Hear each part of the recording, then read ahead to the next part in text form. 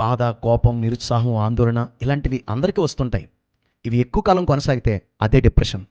ఇది వారి జీవితాన్ని చాలా ఎఫెక్ట్ చేస్తుంది. ఇది ఎలా వస్తుంది?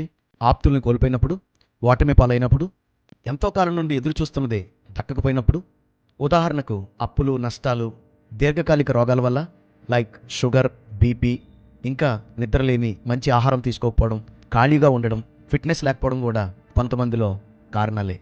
ఎక్కువ కాలం బాధపడడం, ఎప్పటికప్పుడు ఏడుపు వస్తున్నట్లు అనిపించడం, తరచుగా నిరాశ చెందడం, సర్వం కోల్పోయినట్లు అనిపించడం, ఎక్కువగా కంగారు పడడం, ఆందోళన చెందడం, చిన్న చిన్న విషయాలకు కూడా చిరాకు పడడం, త్వరగా సహనాన్ని కోల్పోవడం, నెగిటివ్ ఆలోచనలు ఎక్కువగా రావడం, చేసే పనిలో ఏకాగ్రత చూపకపోవడం, నిర్ణయాలు తీసుకోలేకపోవడం, మనుషులను దూరం పెట్టడం, కొన్నిసార్లు అయితే ఆత్మహత్య చేసుకుంటే బాగుండు అనిపించడం, మరికొద్ది మందిలో అయితే కారణం లేకుండా నొప్పులు రావడం కూడా ఈ లక్షణాలుగా పరిగణించవచ్చు.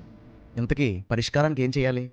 ప్రభువుని ఎరగని ప్రజలకైతే యేసు ప్రభుని వద్దకు రండి, కృంగిన వారిని ఆయన లేవనెత్తుతాడని చెప్తాం.